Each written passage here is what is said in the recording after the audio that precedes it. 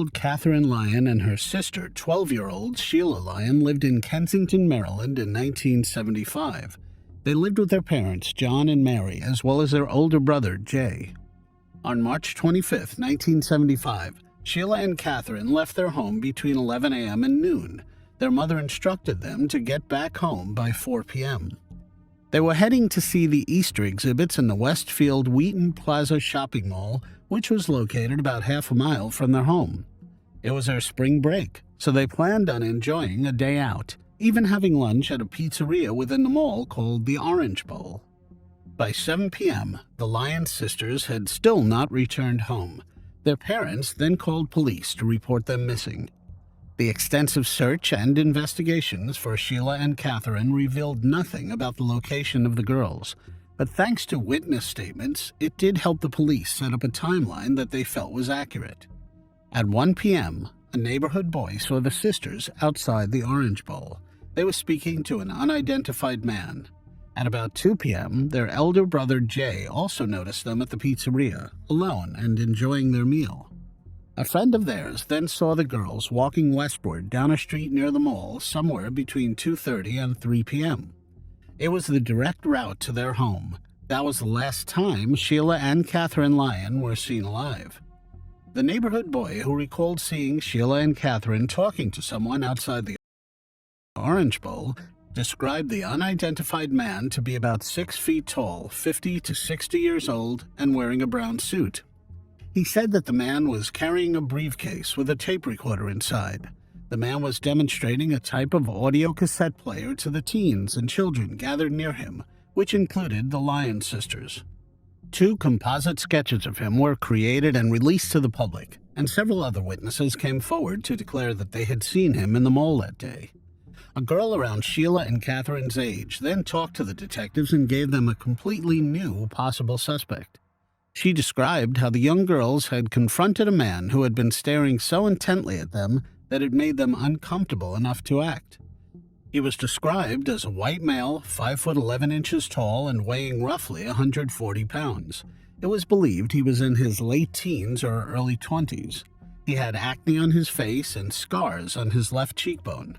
The man wore a light-colored Peters jacket, as well as a blue and white horizontal striped shirt with white pants.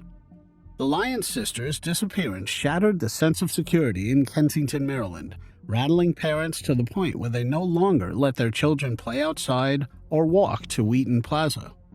Even with all the promising information, the case soon got plagued by false leads and questionable subjects, eventually making it go cold. An 18-year-old named Lloyd Lee Welsh went to a security guard at the Wheaton Mall a week after the girls disappeared. He said that he had been at the mall that day and saw the girls get abducted by the tape recorder man. Mall security then called the police, who took Lloyd to a nearby station. When the investigators made Lloyd take a lie detector test, he failed. Lloyd then confessed to having made the whole thing up. It was believed he was just interested in the $9,000 reward money being offered, and he was released. On April 7, 1975, about 2 weeks after the disappearance, a witness in Manassas, Virginia, reported seeing 2 girls resembling the Lyon sisters in the rear of a beige 1968 Ford station wagon. The witnesses stated that the girls were bound and gagged in the vehicle. The driver of the vehicle resembled the man in the publicly available composite sketch. The witness further claimed that when the driver spotted the witness tailing him, he ran a red light and sped west on Route 234 towards Interstate 66. The station wagon had Maryland license plates with the possible combination of DMT6. The last 2 numbers are unknown due to the bending of the car's plate. The known combination was issued in Cumberland, Hagerstown, and Baltimore at the time. This supposed sighting inspired a small army of mobile CB radio users to scour the area throughout the night with a running commentary and chatter, but without any tangible results.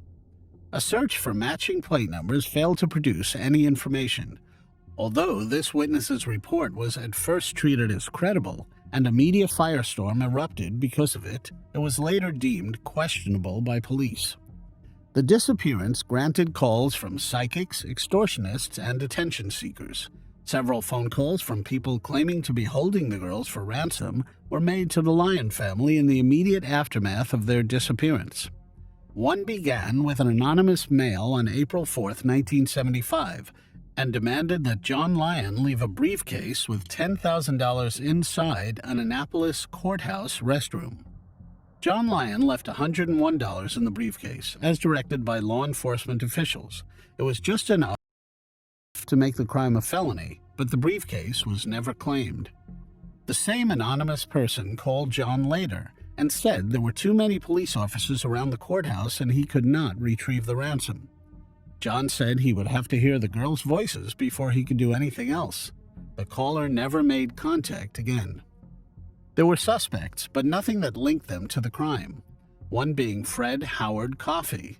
Coffey was convicted in 1987 for assaulting and strangling a 10-year-old girl in North Carolina in 1979.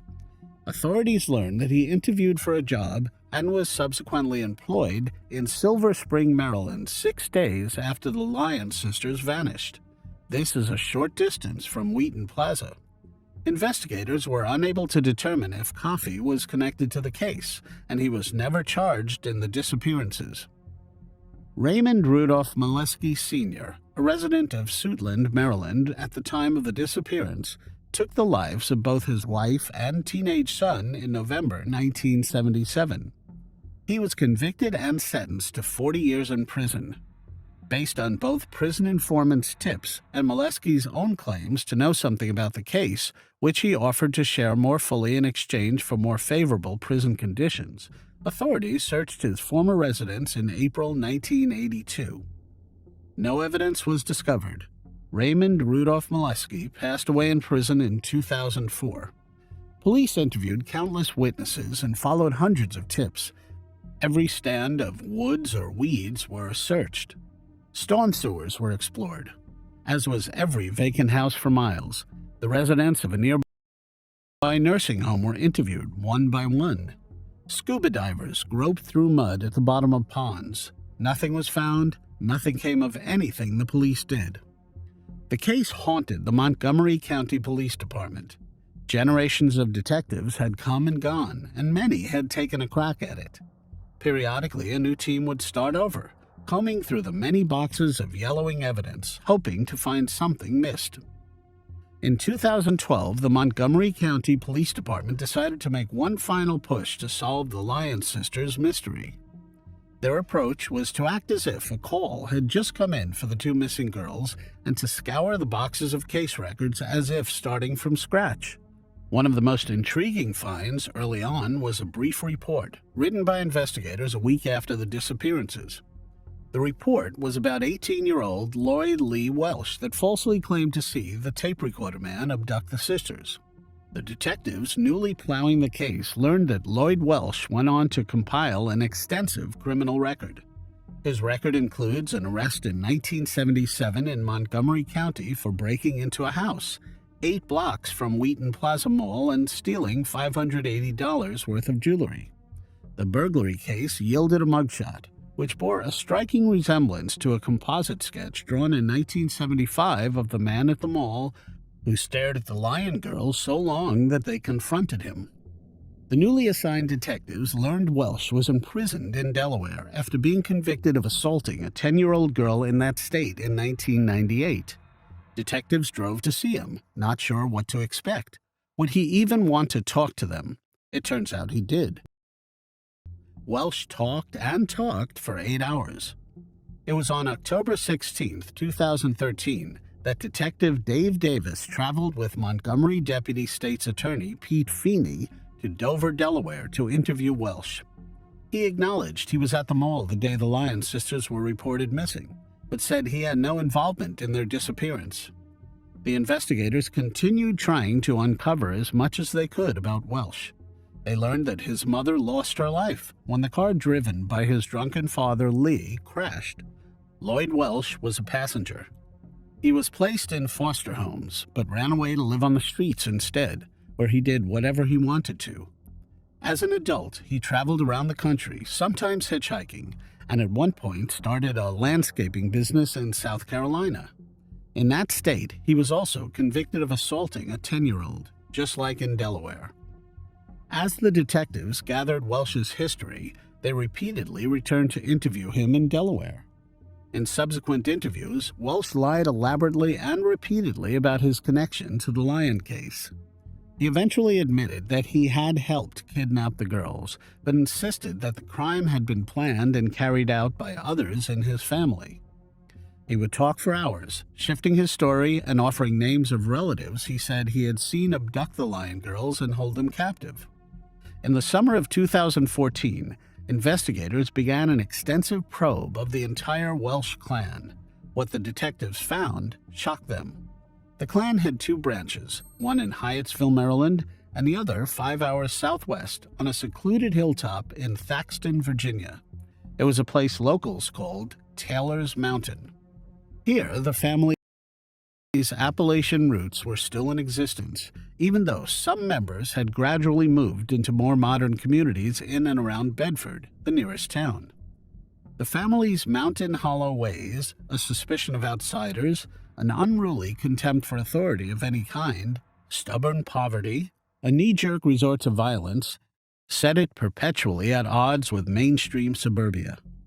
During one of the interviews, Welsh named relatives he had seen abuse and take the lives of at least one of the Lyon girls. If the sisters had been taken by this family, as Welsh claimed and the detectives now suspected, then someone in the family might help investigators with more information. In 2015, Welsh was claiming that the chief culprit had been his Uncle Richard, who he said had planned the girls' kidnapping and demise. Richard Welsh was nearly 70 at the time, but seemed older. In addition to heart trouble, he faced a frightening array of accusations. Various family members had accused him of ugly and violent behavior toward them in the past. Richard Welsh denied it all. He was summoned to appear before a grand jury in February 2015, where he still stuck to his story. He said he never saw either of the Lyon sisters and did not know what happened to them. On May 12, 2015, detectives visited Lloyd Welsh again to see if he could tell them anything else. He continued spinning one story after the next to explain what had happened to Sheila and Catherine, always placing the blame for the crime on others. Gradually, and often inadvertently, he revealed more and more about himself and the crime. The detectives came to realize that you had to forget the narrative. The way to read Welsh was to look past his stories to their details. Running through many of his versions were certain particulars that recurred: stalking girls in the mall, a station wagon, a crying girl in the back seat, a basement accessed from the backyard, an axe, an army green duffel bag, and a bonfire. On a Monday in May 2015, Detective Dave Davis went looking for the place where Welsh said his Uncle Richard had taken Catherine's life, before stuffing her remains in a duffel bag and ordering him to take it to Taylor's Mountain. Uncle Richard's old house had been completely destroyed to make room for a new district court building, but Dave knew where it had been. Right away, Welsh's story didn't add up. The house was the last place you would bring two little girls who were the object of a massive manhunt. The house was right next to police headquarters. Dave next sought out Buchanan Street, which Lloyd Welsh had also mentioned and where members of the Welsh family had once lived. When Dave arrived there, he recognized the house from snapshots in the police file. It was the house where Lloyd Welsh's parents had lived. The current owners of the house led Dave to a basement, only accessed by walking around the house to the rear. Dave stepped into a dark, low-ceilinged stone dungeon heaped with old furniture. This was the place. He knew it. It was exactly where one would stash two frightened young girls. You could do anything without being seen or heard. Dave returned the next day with a forensics team. They squirted Blue Star spray to try and find any blood. It lit up from the floor to the ceiling. The room announced itself as the place where Sheila and Catherine Lyon, or at least one of them, spent their last moments. Welsh often talked about his Uncle Richard's sanctuary, but that was all untrue. This was the space where Lloyd Welsh hung out. It was his. Not long after Dave Davis found the likely crime scene, the case against Lloyd Welsh was solid enough to charge him. On September 12, 2017, he pleaded guilty to ending the lives of both Sheila and Catherine Lyon. Despite pleading guilty, he still claimed that his involvement was in fact very limited. He was given a 48-year sentence, and given that he was 60 years old in 2017, it was essentially a life sentence. Frustratingly, Lloyd Welsh still refuses to tell investigators where they can find the bodies. Investigators are still looking into the possibility that Lloyd Welsh did not act alone. Uncle Richard worked as a mall cop around the same time, and it would have been much easier for him to abduct the two girls than it would be for Lloyd Welsh. Let me know what you make of the case down in the comments section. Roger Scott Dunn was born on February 10, 1967 in Lubbock, Texas, one of two sons born to Jim and Mary Sue Dunn. Everyone referred to him as Scott. Scott was described as a jokester, fun-loving, and as a ladies' man. By 1991, the 24-year-old left the military and settled in Lubbock. He worked at MGM Electronics, where he installed custom sound systems in vehicles. He loved working on cars, and he had even won stereo installation competitions. He also bought, restored, and resold used automobiles on his own. Scott dated Leisha Hamilton. She was a 28-year-old waitress. On the evening of May 13, 1991, Scott attended a party at one of his friends' homes. Out of nowhere, Scott got seriously ill. He couldn't walk or drive home and slept at his friend's house. The next morning, Leisha came to pick him up so that he could rest in the comfort of his own bed at the apartment they shared at Oakwood Club Apartments at 5818 24th Street. The day after that, on May 15th, Scott was finally feeling well enough to get back to his work. His car was still at his friend's house, so he arranged for his friends to take him to work. He told Leisha about this arrangement. She made him tea and left for work. When his friends arrived at their apartment, Scott didn't answer. Leisha arrived home later and told his friends that he must have left while she was at work. Scott did not come home that night, and for the next 2 days there was absolutely no sign of him. Leisha then contacted Jim Dunn, Scott's dad, who lived in Pennsylvania, and told them that Scott disappeared. Jim Dunn then contacted the Lubbock Police Department to file a missing persons report. Jim told detectives that it was unusual for Scott to leave his Camaro, nicknamed the Yellow Submarine, and his tools at work. When the police arrived at Leisha and Scott's apartment, Leisha immediately told the police that a piece of carpet was missing from underneath the couch. In Scott's bedroom, the police found that missing piece of carpet. It had been duct taped together with the carpet in the bedroom. A piece of carpet had been removed from the bedroom. Along the seam, the police noticed a rusty-colored stain. It was clear that it was blood. There was another large stain on the padding underneath the carpet in one section. The blood on the padding had seeped down to the concrete below. It also looked like someone had cleaned blood off of the baseboard of the wall. The investigators used luminol to test the room. The room lit up. It was obvious that someone, presumably Scott, had suffered a violent attack. Investigators looked at Scott's life and the people he knew to see if anything stood out to them. Scott had a previous arrest for using illegal substances. At age 23, he was arrested in connection with a Domino's Pizza robbery. The police followed up on this to see if anyone might have had reasons to hurt Scott because of the substances or money. They didn't find anything useful. Looking at Scott's relationship with Leisha, investigators found a lot of oddities. It seemed that Scott wasn't able to commit to Leisha as much as she would have liked. 1 month before Scott's disappearance, Leisha had learned that Scott was engaged to another woman. Investigators saw this as a possible motive. Could Leisha have sought revenge against Scott? Scott's friends told investigators something worrisome about Leisha. A family friend of Scott said that Scott was afraid to break up with Leisha. Leisha's ex-boyfriends warned Scott that she could lather herself up into violent, jealous rages. Leisha continued to contact Jim to talk about the case. Jim taped all of their phone calls. For some reason, Leisha didn't really seem that interested in finding Scott. She often talked about his sports car. She even asked Jim if she could have it. Leisha told Jim that she didn't want the car but needed it. Leisha was clearly getting impatient about having to wait for the car. This was really odd behavior. Investigators learned that Leisha had a criminal record. She had been arrested in New Mexico for embezzlement.